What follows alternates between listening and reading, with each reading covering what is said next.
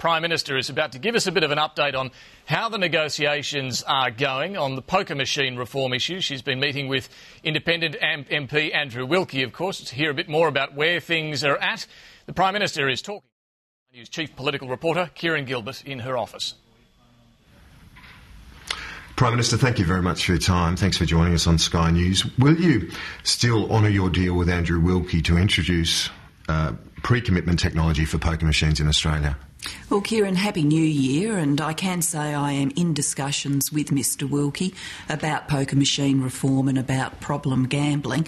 And what lies behind all of this is I am very concerned about the damage done by problem gambling, and I think my experience is probably the same as many other members of Parliament.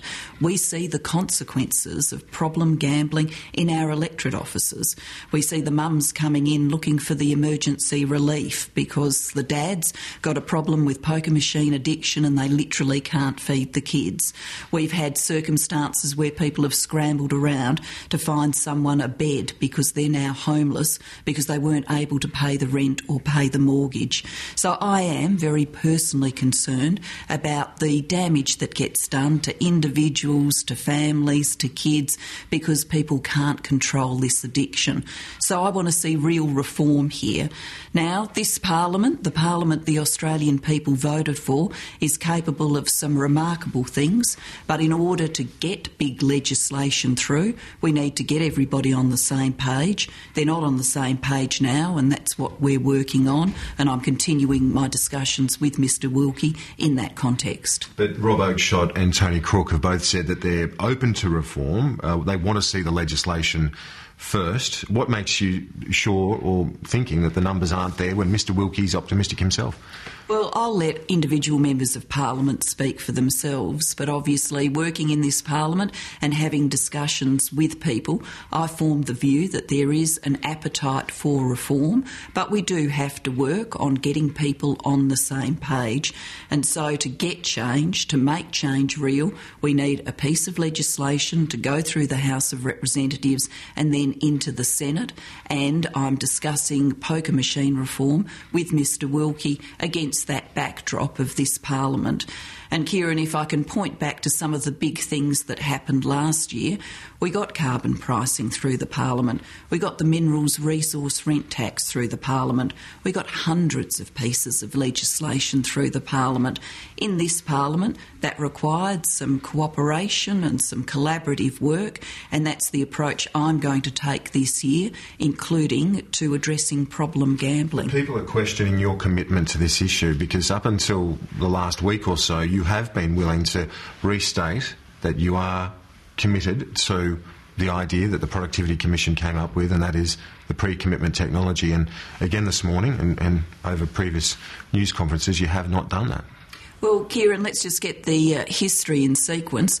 We only have the Productivity Commission report because the government was sufficiently concerned about problem gambling to ask for it. And there shouldn't be any mystery about why we were concerned. People see the damage, as I have seen it done in Melbourne's West. And we're a Labor government, we're Labor people, so of course our thoughts run to those most at need and most at risk in our society. And so we showed our concern by saying, let's get the experts, the Productivity Commission, to give us a good piece of work on addressing problem gambling. That's why we have the report. In terms of the things I've said over the last week, I am putting the appropriate respect to the discussions with Mr Wilkie. I don't think it's appropriate when I am in discussions with him to have a running commentary on those discussions. Now, of course, we are both concerned about problem gambling, about people who can't control their playing of poker machines. Lots of people, fine recreation, have a good night out, that's fantastic, but there are some people that do have these addiction problems that do so much harm. Tony Abbott is making this an issue about your character. He says you dudded the Australian people on the carbon tax and now you're preparing to dud Mr Wilkie. If you don't honour this commitment through either pre-commitment technology or dollar maximum bets, doesn't this become another question of your credibility? Well, Kieran, if you're asking me to be surprised about Tony Abbott being negative, I'm not going to be surprised at all. We expect Mr Abbott to be negative every day and he never surprises us. So another day, another statement of negativity. On getting something done about problem gambling, I do want to see us get something effective done to assist problem gamblers and to make it less likely in the future that people will get themselves in a circumstance where they can't pay the rent, can't pay the mortgage, can't feed the kids. To do that, we need to get people working together so legislation can go through the Parliament. What makes a difference in, communities around the nation, in people's homes, in people's lives, is an effective change in the law. Mr Wilkie says he's happy to support a trial, but any trial should not determine the fate of the reform, simply the shape or design of the reform. Is that still the government's position as well? Well, once again, I'm not going to be drawn on the detail, and that's because I don't think it's appropriate to do so when I'm in discussions with Mr Wilkie. OK, well, he's withdrawn his support for the means testing of the private health insurance rebate. This has been described as revenge over the pokies discussion. Do you see it as retaliation? Well, I've seen some reports today. I mean, Mr Wilkie can address those matters. I think his comments actually went to the nature of evidence about private health insurance reform. We, of course, are seeking private health insurance reform. It's posturing, though, isn't it, well, in this debate? We're seeking private health insurance reform because the evidence is very clear that when we've reformed private health insurance in the past, we've seen all of these claims that it would be the end of private health insurance, and then when the evidence all comes in, more people hold private health insurance than have before. And behind the reform that we are putting forward is a basic fairness proposition, which is I don't think that, an apprentice who is learning to become a brickie should end up subsidising my private health insurance. I can pay my own. So that is the fairness proposition that we are obviously taking to the Parliament and seeking to persuade people of. I think it's a pretty self-evident fairness proposition. A couple of other issues that we need to discuss. The economy, of course, the job numbers out yesterday, confirming the worst calendar year for the labour market since the recession of the early 90s. How much of a worry is that, given it's likely that the worst of Europe and the fallout of Europe hasn't been felt here yet? Well, we have seen jobs growth slow, and that's because there are some headwinds in the global economy. I've had a lot to say about what's happening in the Eurozone and the need for European leaders to, get together and get it done, not just talk about it, but resolve the ongoing problems in the Eurozone. We also have pressure on some parts of our economy because of our high Australian dollar. What that has meant is many employers have chosen to give their continuing employees more hours rather than put a new person on. But when you come back to the foundation stones here, we have low unemployment. Australians have amongst the best job prospects in the world, and we as a government will be working with those industries under pressure, including manufacturing. And if you want one thing that's going to cost Aussie jobs, Mr Abbott taking $500 million out of supporting our car industry will cost Australian jobs. So the mid-year economic outlook released by Treasurer Swan, that's still on track, those forecasts, do you think? Well, we update forecasts periodically. We do it mid-year and we do it at the budget. We've seen 1 month of unemployment data come in, and that's the information that you're referring to. We are an economy with strong fundamentals. We've got growth.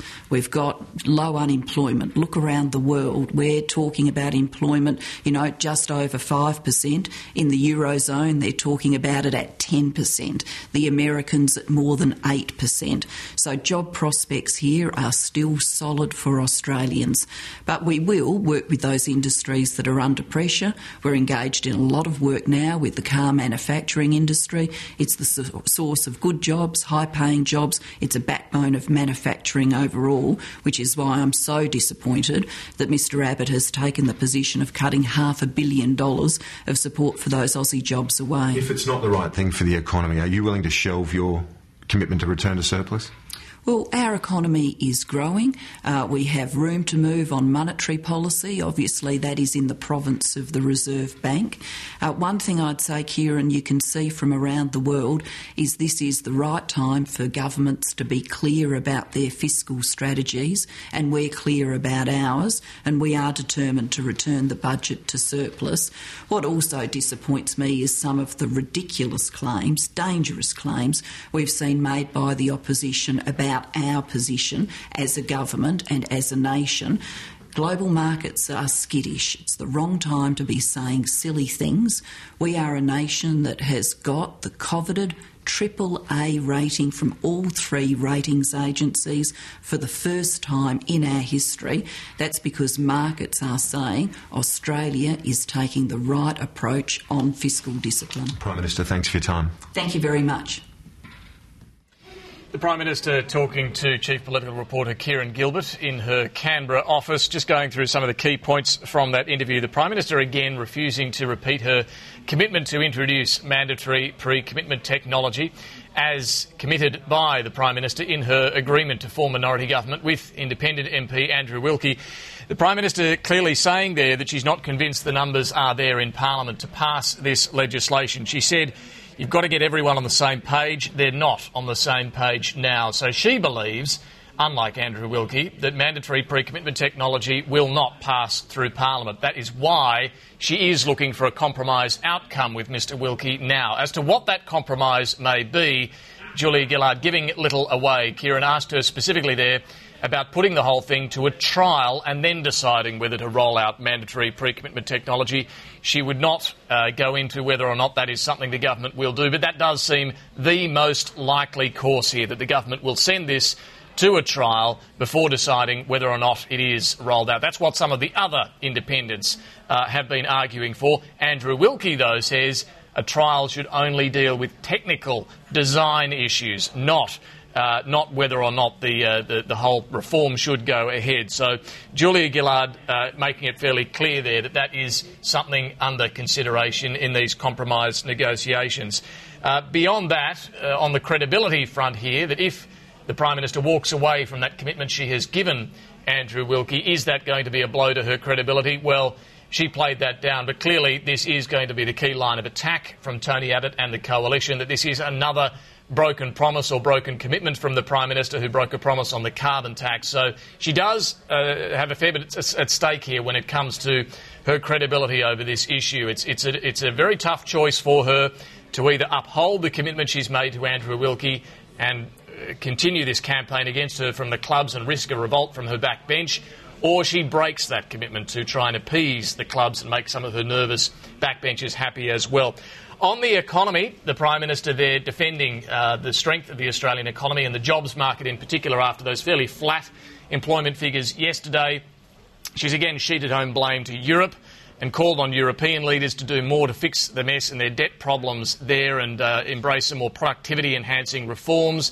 But she's pointed out that Australia's unemployment situation is far better than the rest of the developed world, but remains on track, it seems, to meet this budget target of getting back into surplus next financial year. She talked about updating forecasts periodically. That was only 1 month's employment data, she says.